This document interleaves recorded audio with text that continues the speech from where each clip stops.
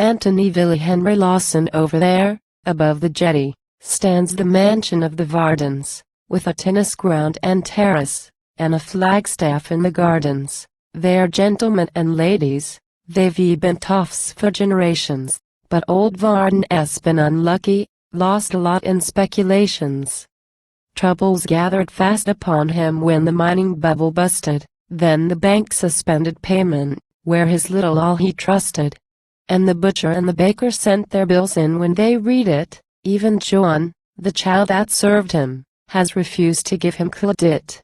And the daughters of the Vardens, they're beautiful as graces, but the balcony is deserted, and they rarely show their faces. And the swells of their acquaintance never seem to venture near them, and the bailiff says they seldom have a cup of tea to cheer them. They were butterflies, I always was a common caterpillar, but I am sorry for the ladies over there in Antony Villa, shut up there in Antony Villa with the bailiff and their trouble. And the dried-up reservoir, where my tears were seems to bubble.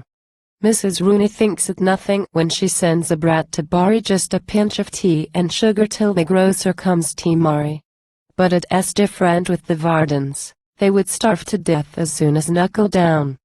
You know, they weren't raised exactly like the Rooneys. There is gossip in the boxes and the drawing rooms and gardens. Have you heard of Varden's failure? Have you heard about the Vardens? And no doubt each Tony mother on the point across the water's mighty glad about the downfall of the rivals of her daughters. Though the poets and the writers say that man to man is inhuman, I am inclined to think it is nothing to what woman is to woman, more especially, the ladies, save perhaps a fellow's mother. And I think that men are better, they are kinder to each other. There's a youngster by the jetty gathering cinders from the ashes. He was known as Master Varden the great financial crashes. And his manner shows the difference twixt the nursery and gutter, but I've seen him at the grocer's buying half a pound of butter.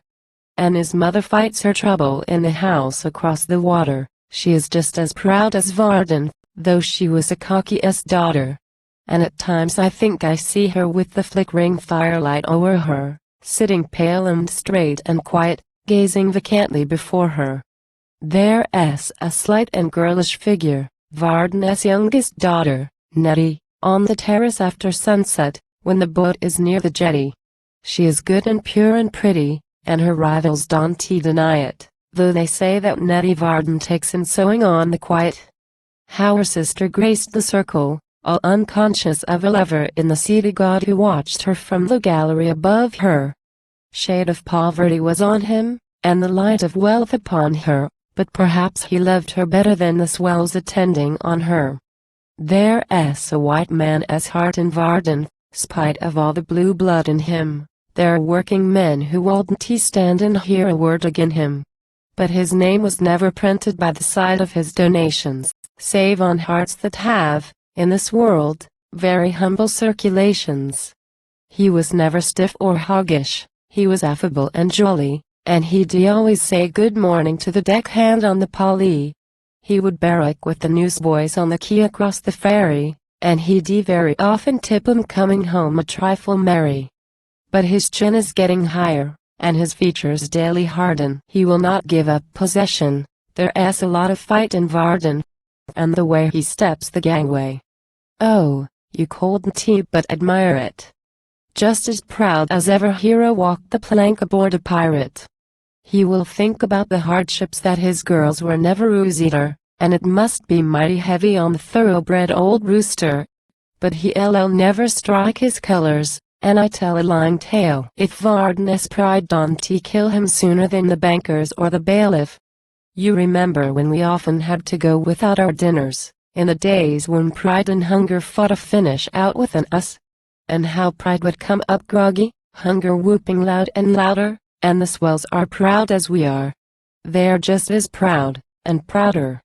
Yes, the toffs have grit, in spite of all our sneering and our scorning. What is the crowd? What is that? God help us. Varden shot himself this morning.